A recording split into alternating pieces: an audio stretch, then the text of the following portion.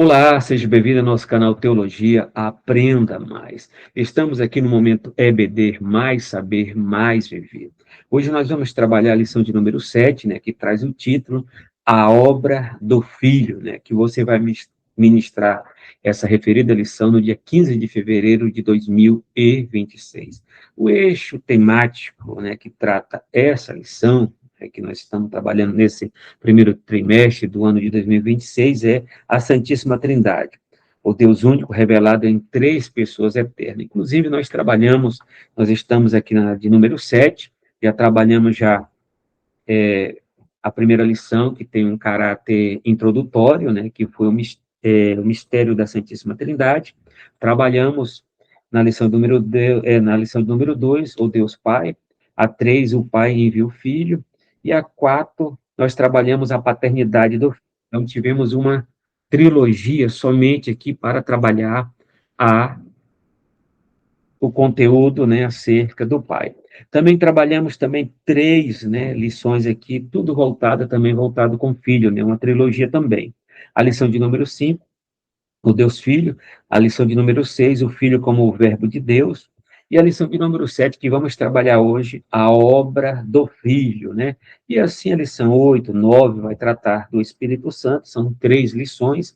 A lição de número 11, né, o Pai e o Espírito Santo, e a 12, o Filho e o Espírito Santo. E a 13 fecha aí a Trindade Santa e a Igreja, né? A Igreja com a consciência trinitária, né? A Igreja com a consciência trinitária relacionada ao conteúdo trabalhado nesse trimestre do ano de 2026. E hoje estamos trabalhando essa lição muito preciosa, que é a lição de número 7, a obra do Filho, né? Que retrata aqui a grandeza, né?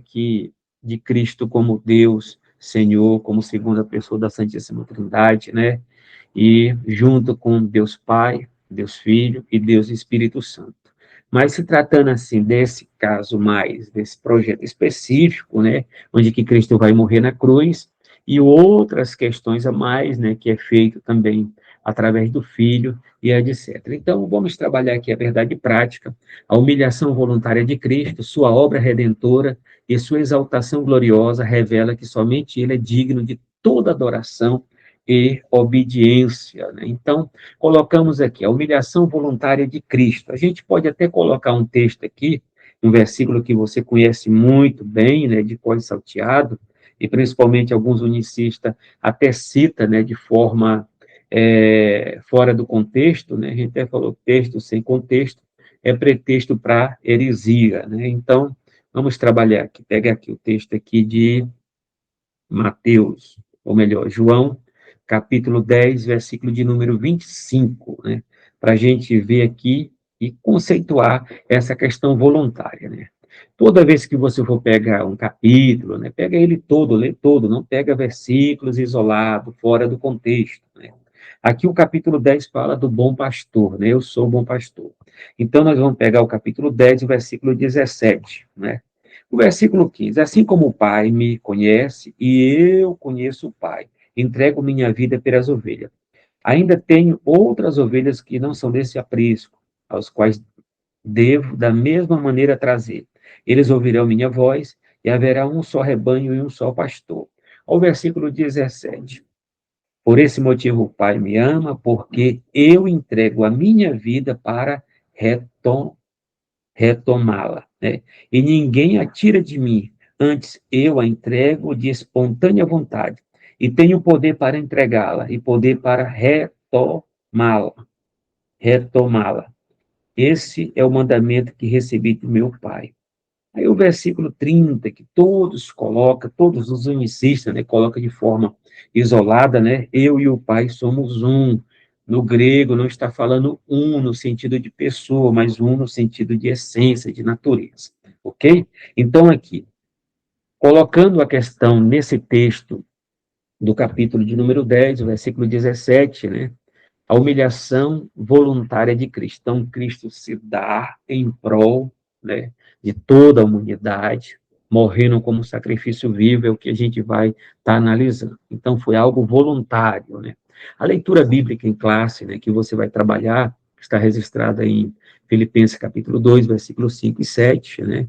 E Hebreus capítulo 9, versículo 24 a versículo 28. O texto bíblico aqui, que é a tradução, a edição que a casa publicadora trabalha, né? E precisamente o comentarista usou, está sendo Almeida Revista e Corrigida, ele faz algumas citações também de Almeida Revista e Atualizada, né, e etc., né. No livro ele cita até outras versões. Mas eu quero trabalhar aqui, bem claro aqui do contexto, né, pegando aqui a King James, né, a tradução King James, precisamente aqui em Filipenses, onde que trata o texto, só para uma clareza de uma tradução, né, da nossa língua portuguesa. Todos bem sabem que a questão da linguagem é dinâmica, né? E precisamente a gente tem que procurar boas traduções, não que a Almeida Revista Corrigida, a Almeida Revista Atualizada, a NAA não seja boas traduções, mas vamos pegar aqui uma que retrata aqui para você entender a clareza, né? Quando coloca. Em Almeida Revista Corrigida está aqui, ó, de sorte que haja em vós o mesmo sentimento que houve também em Cristo Jesus. Beleza. De que, sendo em forma de Deus, não teve por usurpação ser igual a Deus. A gente vai pegar essa forma de Deus aqui, que tem a mesma natureza de Deus Pai. Deus Filho tem a mesma natureza de Deus Pai, né? Não teve por usurpação ser igual a Deus, mas aniquilou-se a si mesmo, tomando a forma de servo, fazendo semelhante aos homens. Dentro da King James, você vai ver que ele pensa, tende em vós o mesmo sentimento que houve também em Cristo Jesus, né? O qual, tendo plenamente a natureza de Deus, não reivindicou ser igual a Deus, né? Então, aqui, na King James, a forma aqui, ele já traduz já aqui questão de natureza. O versículo 7. Mas, pelo contrário, esvaziou-se a si mesmo, assumindo plenamente a forma de servo, tornando semelhante aos seres humanos. Aí segue os textos que vem pela frente. Assim, na forma de homem, humilhou-se a si mesmo, natureza de homem, né?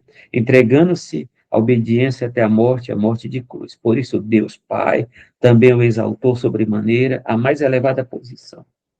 Ele deu um nome que está acima de qualquer outro nome, para que o nome de Jesus se dobre todo o joelho dos que estão nos céus, na terra e debaixo da terra, e toda língua confesse que Jesus Cristo é o Senhor, para a glória de Deus Pai. Eu estou trabalhando aqui na versão King James, uma versão já atualizada, né, que trabalha esse texto do versículo 7, né, tendo plenamente a natureza de Deus, não reivindicou ser igual a Deus, né?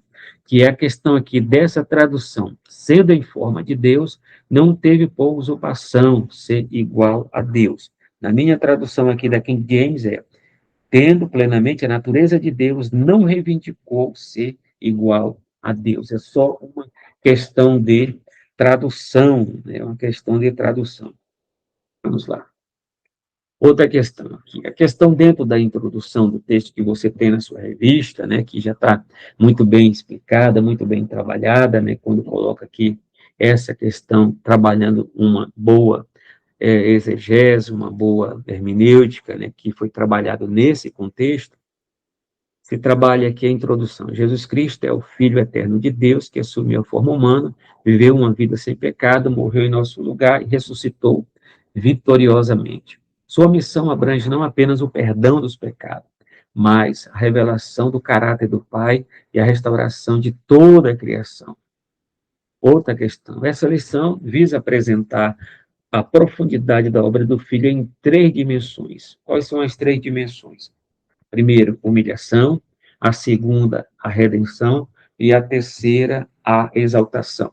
Quando se fala do projeto criativo de Deus, né, desde toda a eternidade, né, pensando o fato, a questão lá, o que Paulo pensa em Efésios capítulo 2, que Deus lá, antes de existir tempo, existir espaço, existir matéria, existir universo, né?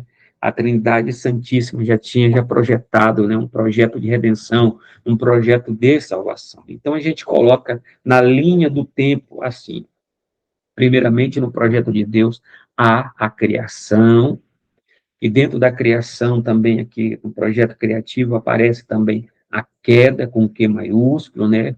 Tanto a queda no, vamos colocar no mundo espiritual, né, com Satanás e as suas hordas, os seus anjos ao qual o seguiram, e depois tem a chamada redenção, que é o pagamento do resgate, né, onde que está no proto-evangelho, em Gênesis capítulo 3, versículo 15, da semente da mulher que esmagaria a cabeça da serpente.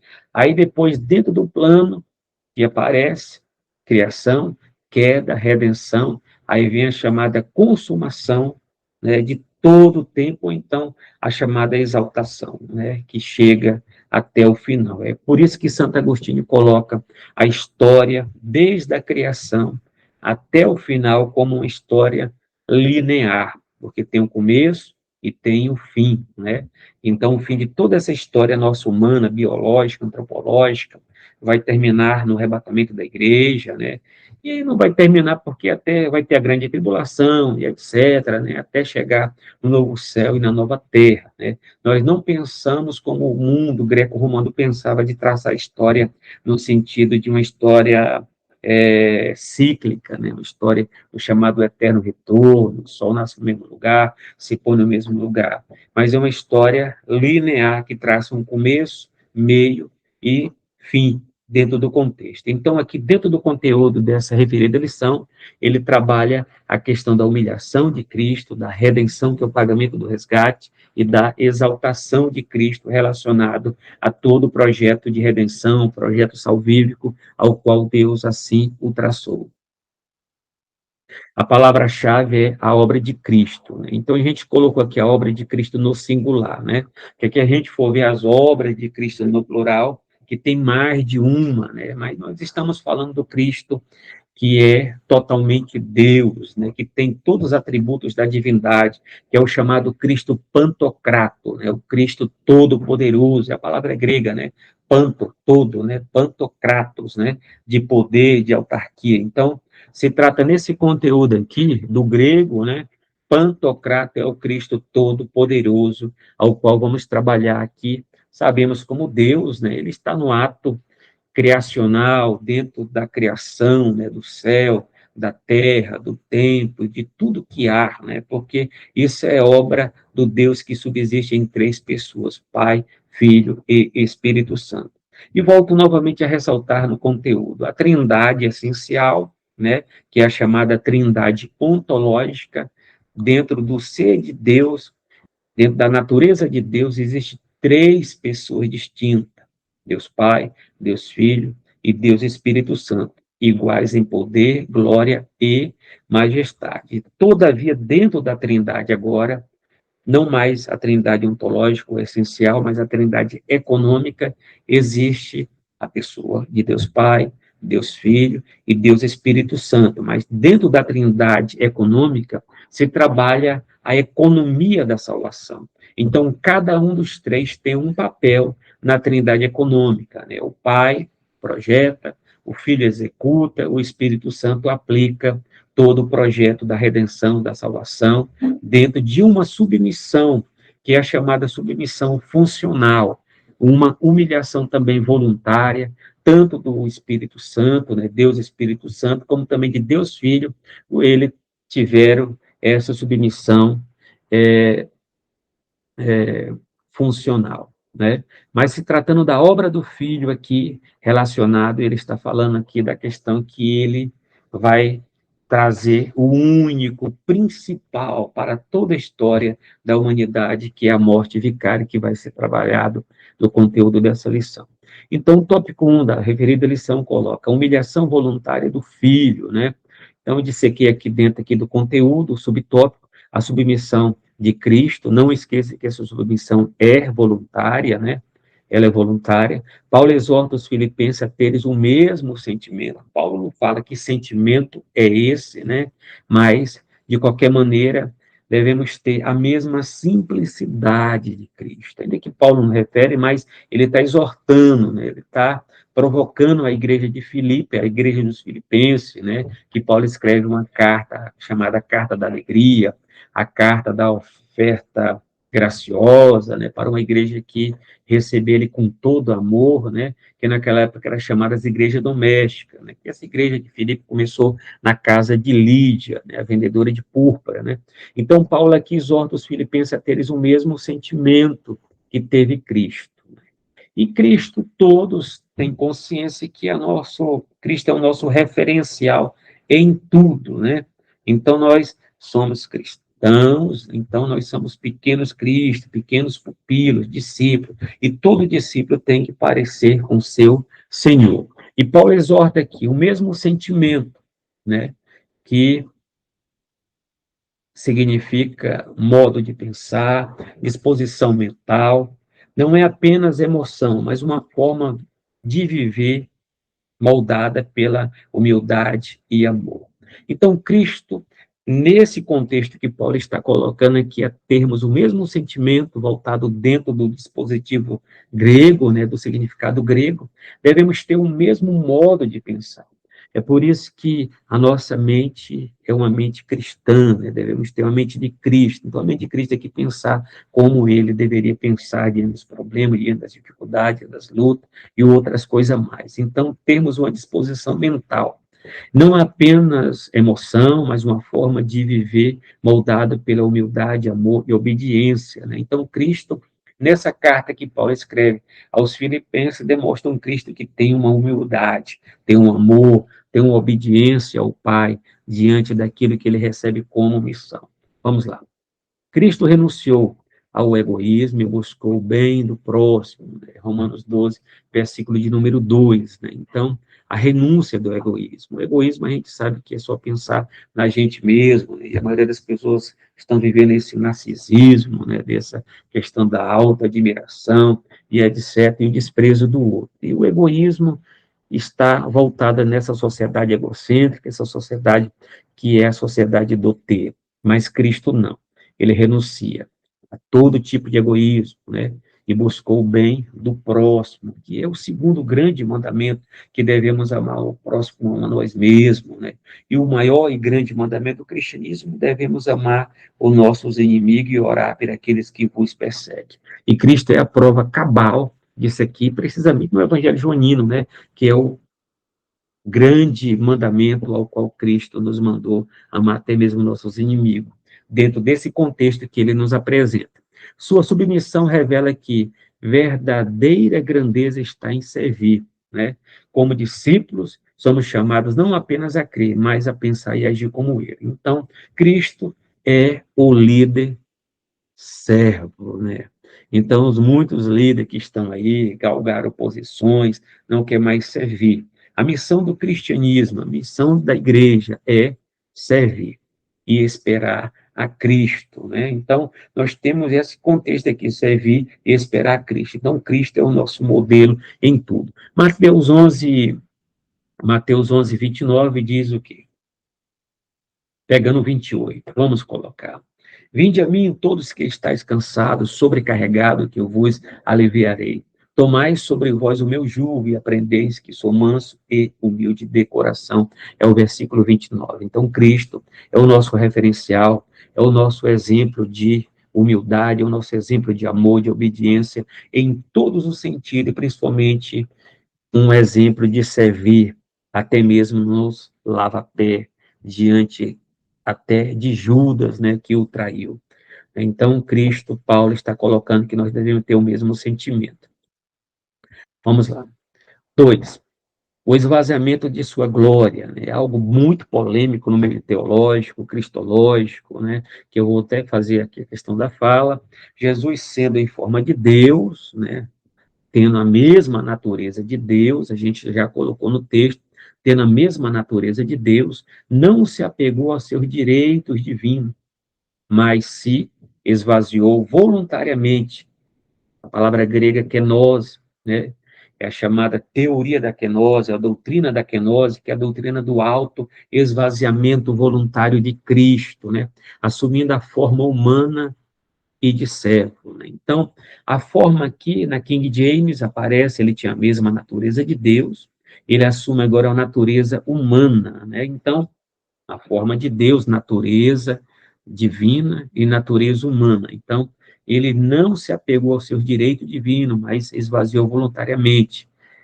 Vamos aqui colocar que ele coloca, o primeiro Adão desejou-se ser como Deus, né? Que foi o pecado de Adão e Eva, né? O desejo de ser Deus, de ser como Deus, de acatar o projeto da serpente, que o projeto da serpente era melhor do que o projeto de Deus. Isso é uma loucura, né, para a humanidade.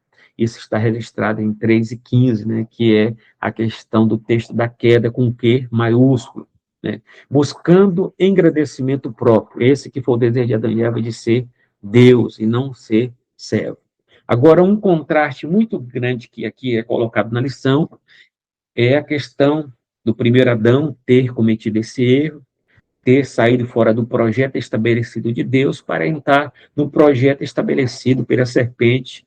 O mesmo desejo do diabo de querer ser Deus foi o mesmo desejo de Adão dentro da soberba, né, que é o pecado do diabo de querer ser Deus. Agora, o segundo Adão, até que Paulo faz um contraste em 1 Coríntios, capítulo 15, né, que é o texto da referida, o texto da ressurreição, Paulo fala da questão do primeiro Adão, que era terrestre, né, e etc., que era da terra.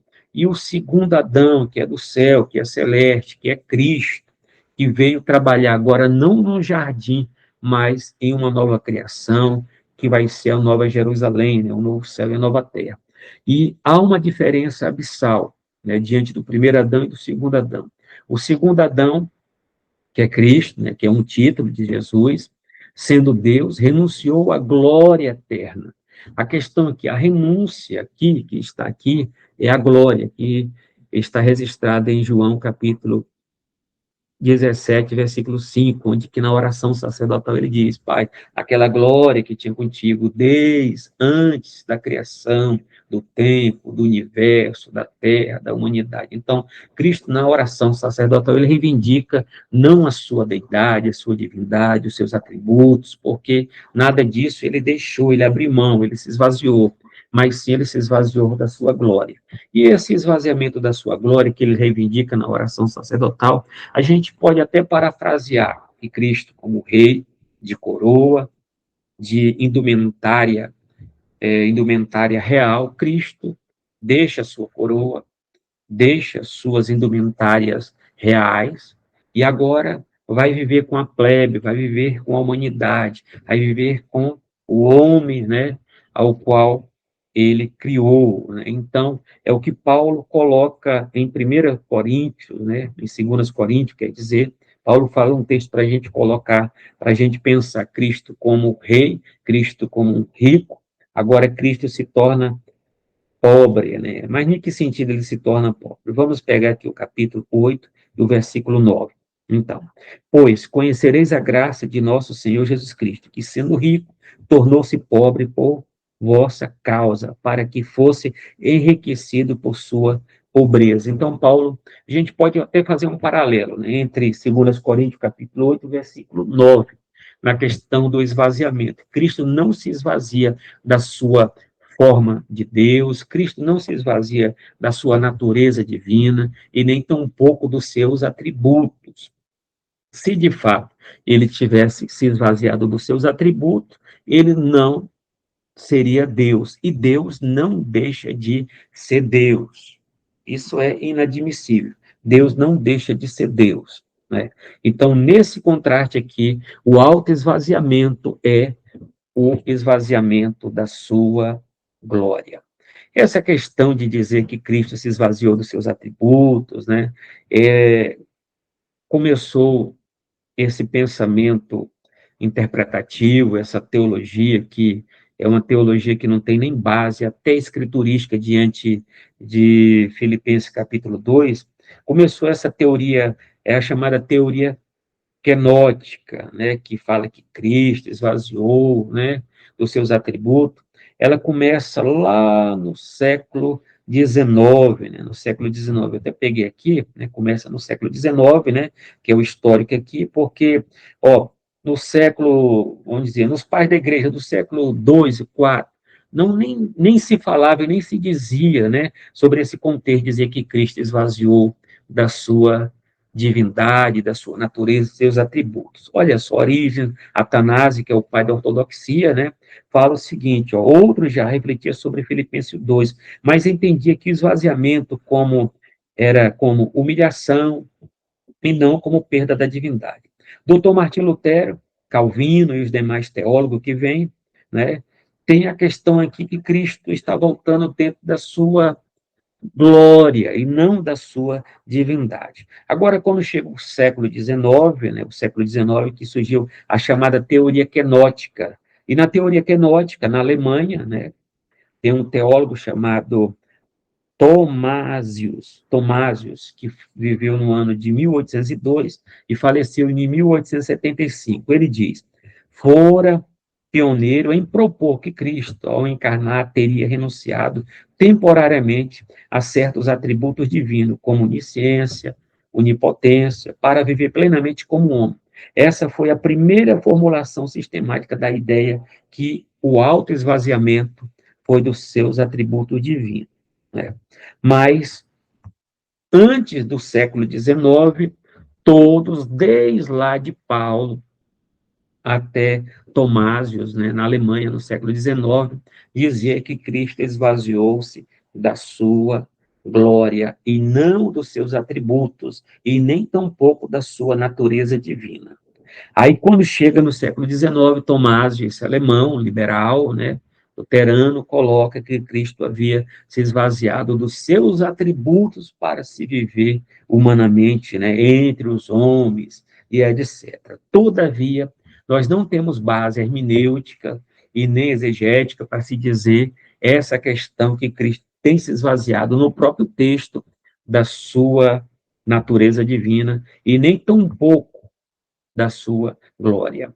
Eu peguei aqui o texto também de Karl Barth, o maior teólogo do século XX, né? O maior teólogo do século XX coloca aqui, né, Barth, que viveu de 1886 e faleceu em 1968.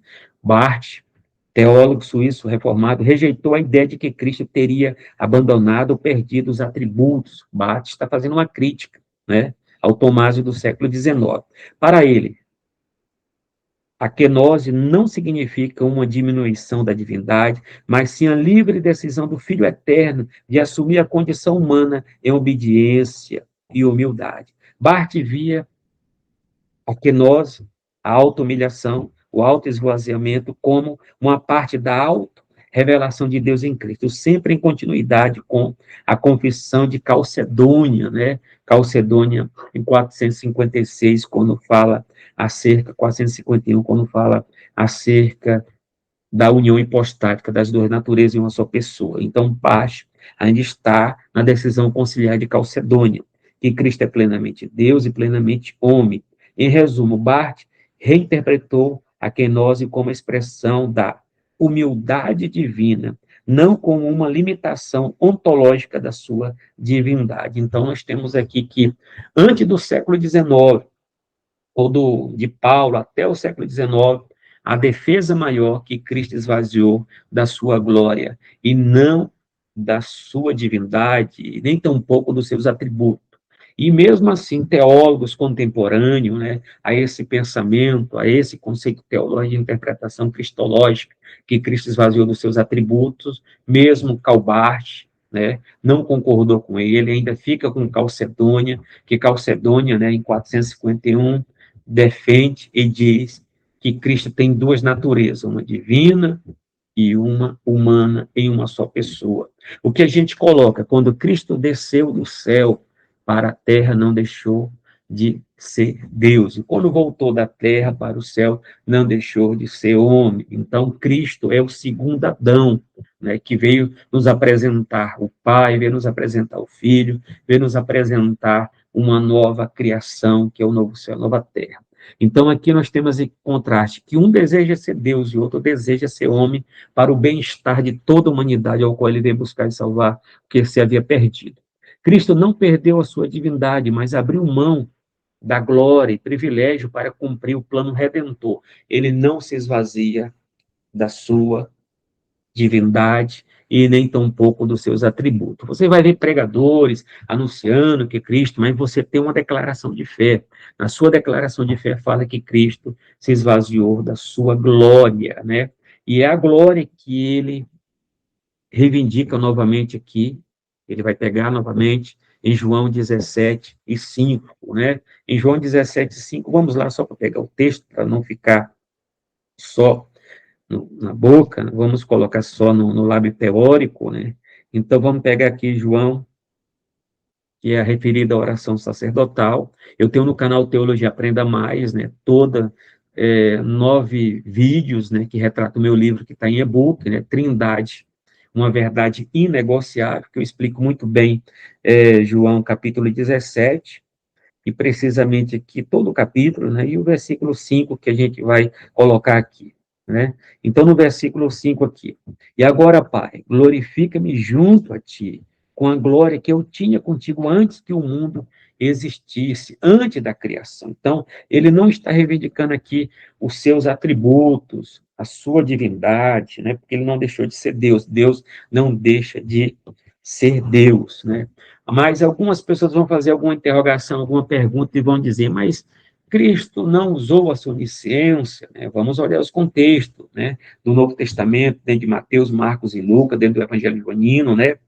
E também vamos olhar o contexto também daquilo que ele pôde fazer uso, né, de algum dos seus atributos e também outros que ele pôde administrar, né? Ele pôde limitar, porque ele é Deus, ele sabe todas as coisas e a nossa razão nunca vai chegar a esse mistério, né? Por isso que Santo Agostinho colocou a doutrina bíblica da Trindade, que é um mistério.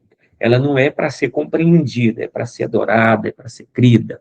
E a mesma coisa dentro da união hipostática, a união das duas naturezas de Cristo, que é um mistério, que não cabe dentro da nossa compreensão humana. Ela não é para ser compreendida, é para ser adorada, é para ser crida, e etc. Então, fechando aqui esse contexto, Cristo não se esvazia dos seus atributos. Isso é uma heresia. E o pai da heresia é quem? É Satanás. O pai das heresias é Satanás, que foi o primeiro a distorcer a verdade, né, aplicando uma mentira, e Adão e Eva acreditaram. Por isso eles desejaram ser Deus. Fechamos essa parte aqui.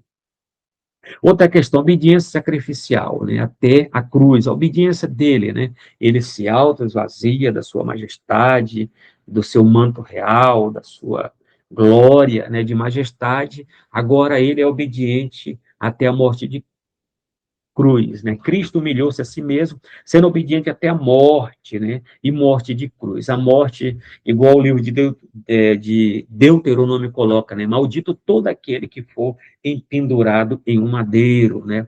Então, até na época do grande filósofo político Cícero, né? No século II, ele dizia que horrenda coisa é que um cidadão romano seja morto, crucificado, até porque a penalidade, essa pena capital, era destinada, que a pena capital, como morte, com esse instrumento de morte de cruz, era somente destinada para aquelas pessoas que tinham cometido crimes hediondos, crimes bárbaros diante da sociedade, políticos, né, que haviam cometido golpe contra Roma, era crucificado. E nós sabemos que Cristo nada disso cometeu. A cruz era para mim, era para você, era para todos nós. Mas assim mesmo, ele se humilha, ele se obedece, que é uma obediência voluntária, para morrer na morte de cruz em prol de toda a humanidade. Sua obediência foi plena e contínua, desde a encarnação até o Calvário, né? Obedecendo todo o projeto trinitário. Ele desceu à condição mais humilde, suportou a vergonha e a dor da cruz, trouxe justiça por sua perfeita obediência, né? Cristo é um referencial, um exemplo de obediência para todos nós. A salvação não vem de nossos méritos, então, a salvação não é meritória, né? A salvação é pelos méritos de Cristo, mas da obediência completa de Cristo ao Pai. Assim como somos chamados a viver em entrega e obediência, né? Então, fechando essa parte aqui, Cristo morre na cruz, tem aquela palavra, né, que aqui é muito a morte dele, o sacrifício vicário que a gente vai ver completo, né, a obra redentora do Filho. Vamos lá, tópico 2. Subtópico, a ineficácia do sacerdote levítico, né, que era o sistema sacrificial, né, que foi instituído por Deus, que Moisés estatutou, né, colocou na lei. O sumo sacerdote entrava no Santo do Santo uma vez por ano com sangue de animais. Esse sacrifício era repetido porque não removia pecado, né? O sacerdote levítico era a sombra do sacerdote perfeito de Cristo, Hebreus 8:5. Ele entrou no céu com seu próprio sangue, garantindo eterna redenção, né? Por ser imperfeito, o sacerdote levítico foi substituído pelo sacerdote superior de Cristo. Então, voltando lá em Levítico, capítulo 16, versículo 11 e 15, fala a chamada festa da expiação, a festa do Iom. Iom é dia, Kippur significa expiação, ou então cobrir, né? No dia da festa da expiação, do Yom Kippur, era apresentada dois bodes, né, dois animais para o sacrifício. E esses animais para o sacrifício, né, que era destinado, um era o animal bode ao Senhor, né, sacrifício ao Senhor, e o outro era chamado bode Azazel, que é o bode emissário. Né? O bode Azazel, que é o bode emissário, o sumo sacerdote colocava a mão sobre ele, né, transferindo os seus pecados, transferindo o pecado de toda o povo de Israel para o bode, e o bode era solto no deserto, levando nossos pecados, levando os pecados do povo de Israel. Então, o bode, tanto emissário, simboliza o sacrifício e Cristo também. Não tem nada a dizer que é Satanás, como os adventistas se interpretam no livro Grande Conflito. Fechamos aqui. E o outro bode, que era o bode do sacrifício, né, era sacrificado. O sumo sacerdote pegava o sangue, ele tinha que entrar no Santíssimo Lugar, no Santo do Santo, né, que era uma vez por ano, e de lá chegava naquele local com incenso e o sangue, e de lá chegava diante do trono, né, na arca da aliança, na arca do concerto, que estava lá o propiciatório, que é a tampa da arca. Dentro da arca estava as pedras, né, com os, é, os 10 mandamentos, as 10 palavras, né, o Aseret Hadevarim, que era o decálogo, e também estava lá a vara de Arão que floresceu, e o maná, né, simbolizando a provisão de Deus diante do povo de Israel. E o sumo sacerdote jogava o sangue, né, borrifava na tampa da arca, que é o propiciatório. É por isso que João usa a linguagem lá joanina, né, que Cristo fez a propiciação pelo nosso pecado. O que é propiciação? É apaziguar a ira de um Deus, né, que está irado contra o pecado. Né? Então, nesse contexto aí, era jogado sangue lá do céu, diante daquele ritual de sacrifício, Deus olhava. E quando ele viu sangue, ele viu sangue. Ele não viu os 10 mandamentos. Ele não viu o que estava dentro da arca, ele só viu o sangue. E através daquele sangue, toda Israel era perdoada, né? Agora, Cristo é o Cordeiro de Deus que tira o pecado do mundo, não somente o pecado de Israel, mas o pecado do mundo.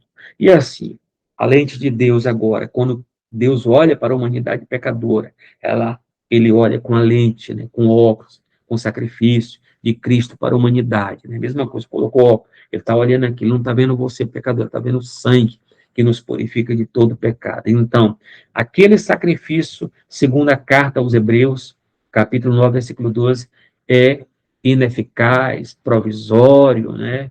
Era somente algo que estava passando, né, dentro do sistema sacrificial. Mas agora o sacrifício de Cristo é superior, é completo, foi uma vez por toda.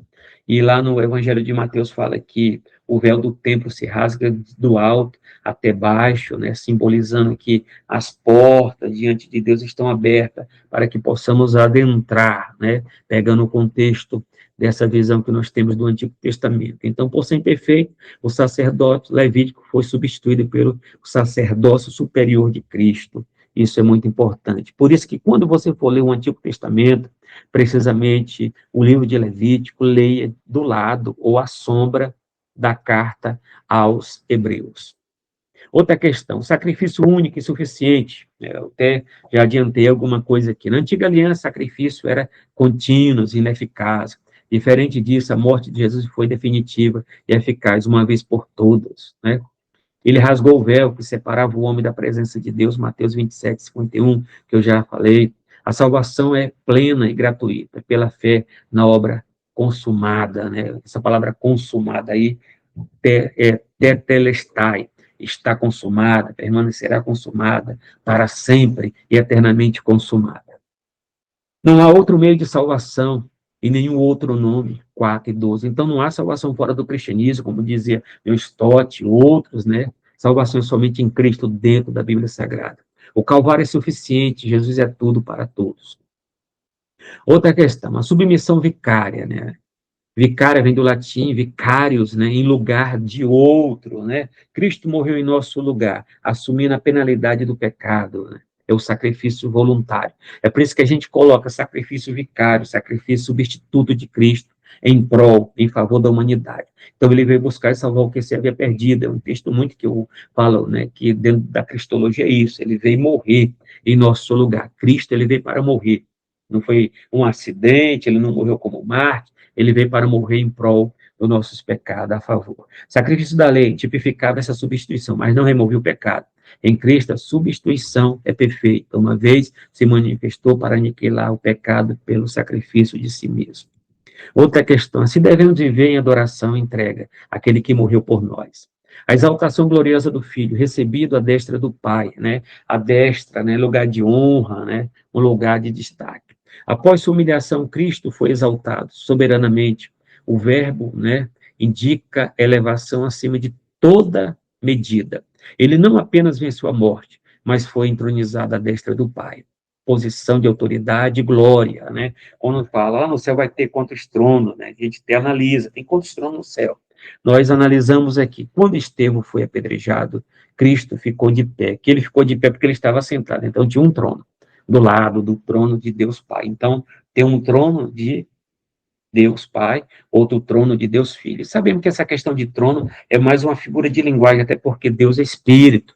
Importa que todos aquele que o adore, Espírito em verdade. Todavia, dentro do contexto aqui, nós colocamos que lá tem o trono, né? E esse trono da destra de Deus, que é um local de posição, Cristo novamente volta para a sua glória, não deixou seus atributos. Sua exaltação garante nosso acesso a Deus, pois ele intercede por nós e reina como Rei dos Reis. Então, uma coisa eu quero falar é o seguinte: Jesus falou no Sermão do Monte, que pega o capítulo 5, 6 e 7. No Sermão do Monte, o chamado Sermão das Bem-aventurança, ele fala: bem-aventurados puros de coração, porque verão a Deus, né? As pessoas ficam dizendo, tudo bem, eu sei que tem no sermão de Charles Spurgeon, né? Quantas pessoas a gente vai adorar no céu? É 3 pessoas ou uma pessoa? No sermão de Spurgeon, Spurgeon coloca, né, que a pessoa de Cristo, claro que é a pessoa de Cristo.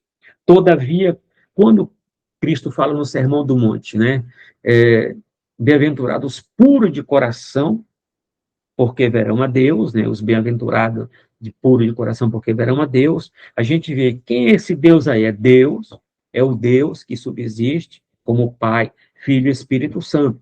Todavia, quem se fez carne, né? Que está hoje na união hipostática, né?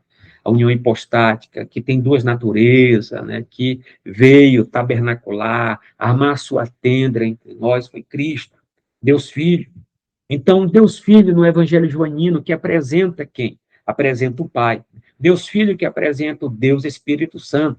Então, é Deus Filho que, quando Deus Espírito Santo levar a igreja até o encontro do noivo, né, nas alturas, nos ares, né, Deus Filho pega a sua amada igreja e vai apresentar agora para o Pai, né, pegando tudo aquela questão do casamento no Oriente Médio, em Israel. Então, leva para o Pai.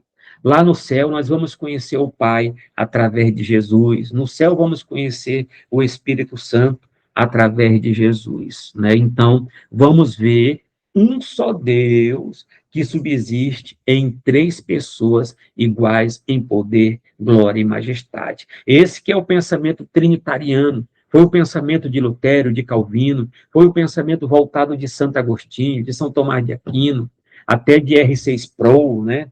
E de grandes líderes pentecostais da nossa teologia, principalmente do próprio comentarista aqui da nossa lição, Dr. Douglas Batista, né? Então, nós vamos ver no céu a pessoa bendita de Deus Pai, Deus Filho e Deus Espírito Santo. E, de fato, quem conhece a Deus em sua plenitude, em sua essência, quem conhece Ele completamente, o Pai, é o Filho, e a quem o Filho quiser revelar, né? Esse que foi o contexto. Então, é Ele que vai nos revelar o Pai lá no céu, da maneira que é que nós vamos levar isso à eternidade para estar conhecendo. Então, vamos ver as três pessoas, claro.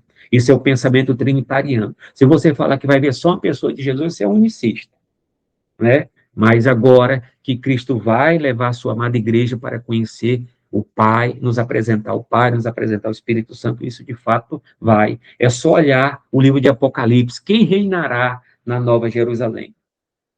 É o Pai e o Filho, né? E o Espírito Santo estará lá movimentando toda a coinonia, a bênção e a vitória. É isso que vamos estar presente, não para andar com o Pai no jardim do Éden, na viração do dia, como fazia Deus com Adão e Eva, mas vamos andar com Deus, que é Pai, Filho e Espírito Santo, né? E o Filho vai nos apresentar de uma maneira tão especial. Eu vou fazer um vídeo para estar explicando essa questão da nossa adoração no céu, e aqui nós vamos adorar. Ok? Vamos colocar aqui um nome acima de todo nome, né? Então, é o nome de Jesus, né? Uns falam que é o tetagrama e etc. Não. Aqui é o nome de Cristo, né? Em meu nome, né? Em meu nome expulsarás demônio, falarão novas línguas, pegarão de serpente, nós expulsamos demônio, batizamos no nome de Jesus. Então, Cristo recebeu um nome que é sobre todo nome, então, um nome elevado. Na Bíblia, o nome significa caráter, autoridade, né? Ele foi exaltado acima de todo poder e título nessa era e futura. Nenhum poder é maior ou igual ao de Cristo, né? O nome de Jesus é fonte real de autoridade espiritual, delegada à igreja para curar, libertar e vencer as forças do mal, né? Então, em meu nome expulsarão demônios, em meu nome pregarão o evangelho. Então, soberania universal e retorno triunfal. Toda criatura se curvará diante do nome de Jesus. Essa confiança, essa confissão será voluntária dos salvos ou compulsória dos que rejeitarem. Então, quando Cristo se manifestar em poder e grande glória, né, com a sua amada igreja, todos vão ter que dizer que Cristo é Deus para a glória de Deus Pai, né? Cristo voltará para buscar os que esperaram, em glória e juízo. Sua glória será reconhecida por todos para salvação e condenação. Ele reinará eternamente. Isso vai ser no juízo final. A conclusão, a obra do Filho é completa, suficiente e gloriosa, né? Da humilhação e exaltação. Ele se humilhou para nos salvar e ofereceu-se em sacrifício vicário para nos redimir e foi exaltado para governar eternamente. Como igreja, somos chamados a viver em comunhão com essa verdade, aguardando o retorno do nosso Senhor e Salvador. Vivamos como servo daquele que nos serviu com sua vida e nos salvou com seu sangue, que nos purifica de todo o pecado, né? Aqui chega a conclusão. Então, a próxima lição, nós vamos estudar a lição de número 8, né, que vai se tratar 3 lições sobre o Deus Espírito Santo, né? Mas nesse contexto, a obra do Filho, ela é uma obra suficiente, eterna. Não existe salvação fora de Jesus, fora do cristianismo, fora da Bíblia Sagrada, diante do projeto estabelecido por Deus. Aceitando ou não, mas uma coisa eu quero dizer, que muitas pessoas até falam, a doutrina da Trindade é difícil. Sim, é muito difícil para a compreensão, o intelecto, né, humano, porque é um mistério.